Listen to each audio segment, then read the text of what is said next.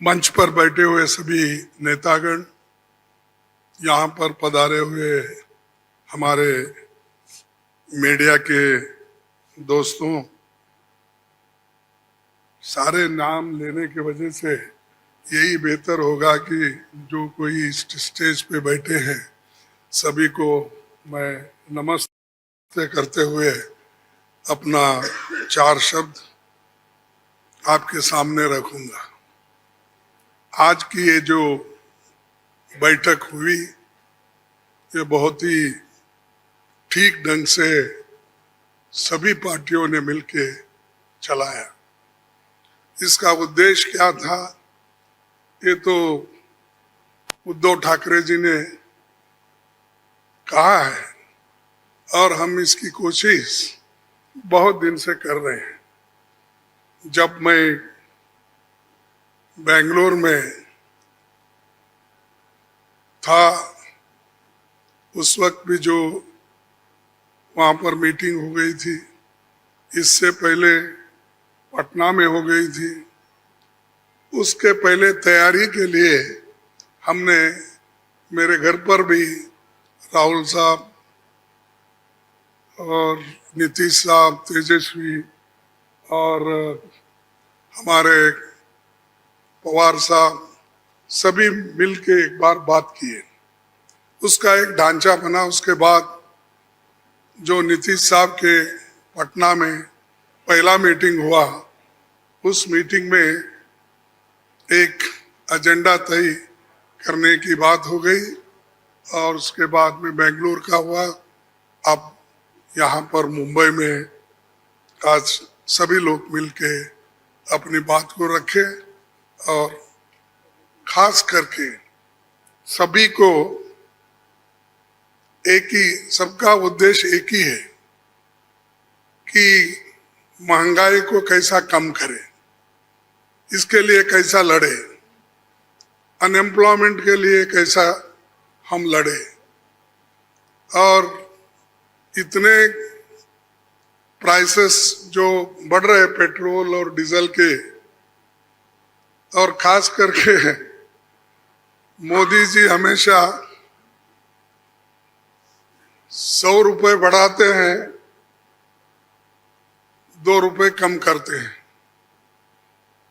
अब पेट्रोल की, एलपीजी की जो दाम थी वो मोर और लेस डबल हो गई, लेकिन उन्होंने उसमें से सिर्फ 200 रुपए कम किया, यानी 700 बाकी रहा।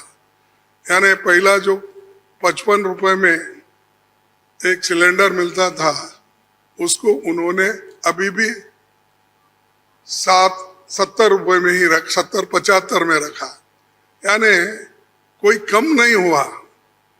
पहले जो था उससे ज्यादा बढ़ाए थे, उसको थोड़ा कम कर, लेकिन इससे लाखों रुपए उन्होंने कमाया। ये तो गरीबों से चोरी कर दिए और गरीबों के जो काटे और लोगों को दिखाने के लिए 100-200 रुपए कम करना और कहना कि मैं गरीबों के लिए काम कर रहा हूं। मोदी साहब गरीबों के लिए कभी भी काम नहीं करेंगे, ये यकीन मैं दिलाता हूं, क्योंकि उनकी हमेशा यही रणनीति रही है कि गरीबों के खिलाफ काम करते हैं। बड़े बड़े उद्योगपति के साथ वो मिलजुल के चलते हैं। और यहाँ पर तो कल ही एक रिपोर्ट आपके सामने राहुल गांधी जी ने रखा था, अडानी की संपत्ति बढ़ गई कैसी, बढ़ाए कौन, और कैसा आज कम से कम 75,000 करोड़ रुपए गरीबों के जो पैसे थे उनके जेब में कैसा गया, ये सारी चीजें उन्होंने बताया।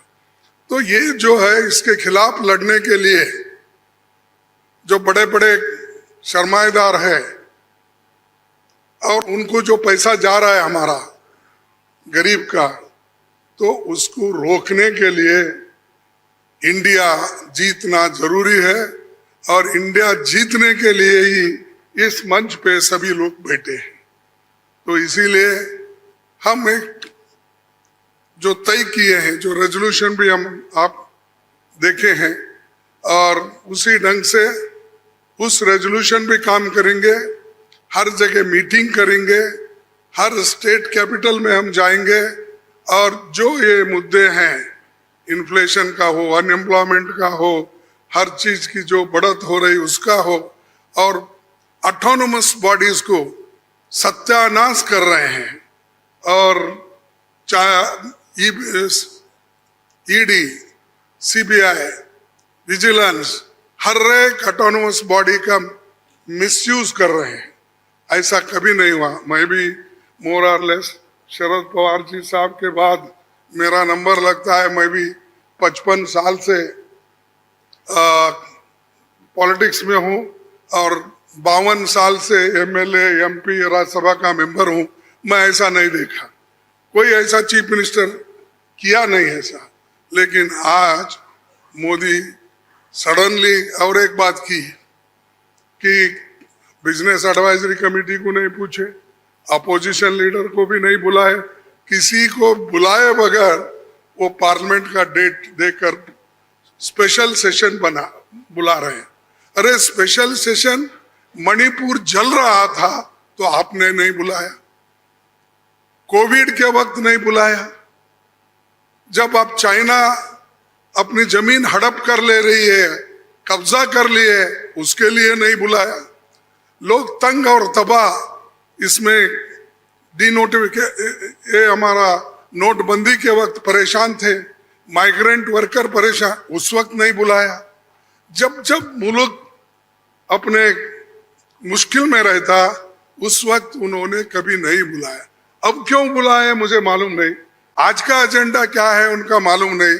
तो ये देश चलाने की रीत नहीं है, ये उन्होंने आहिस्ता आहिस्ता डिक्टेटरशिप की तरफ जा रहे हैं।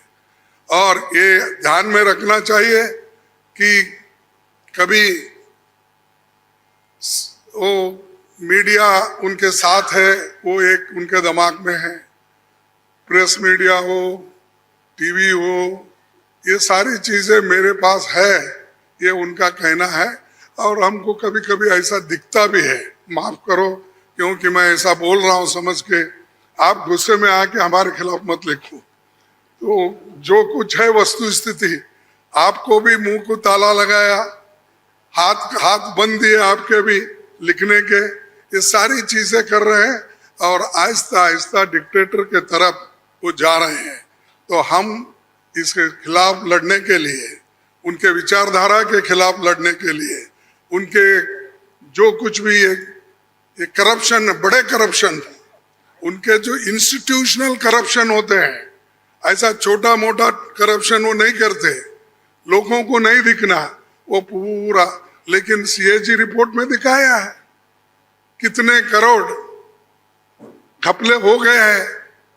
तो उनका करप्शन इनविजिबल है और वो हमेशा अपनी बात ये कहते हैं कि मैं किसी को न खाऊंगा न किसी को खाने दूंगा। लेकिन खाने तो सबको दे रहे हैं, अपने को जो चाहते हैं उनको तो दे रहे हैं, लेकिन लोगों को भूखे मार रहे हैं, लोगों को कुछ नहीं दे रहे। तो इसके लिए हम आवाज उठाए और उसके तहत हम काम करना है। आगे भी हमारी कहाँ मीटिंग होगी हम तय करने वाले हैं, जल्द से जल्द वो भी मीटिंग होगी। और बाकी के जो विषय हम आपके सामने रखे हैं मुद्दे, उनके ऊपर हम लड़ते रहेंगे। वो डराने की कोशिश करते हैं, हम डरेंगे नहीं, ये हमारा वायदा है। और हम हमेशा लड़ते रहेंगे और जीतते रहेंगे। और आज मुंबई में जो हमारे महाराष्ट्र विकास आघाड़ी जो ये स्टेप लेकर हमको बुलाए हैं, उद्धव जी लीड लिए हैं और बाकी कांग्रेस पार्टी और एनसीपी सभी ने मिलके ये जो एक यहाँ पर कार्यक्रम रखा और बहुत यशस्वी हुआ।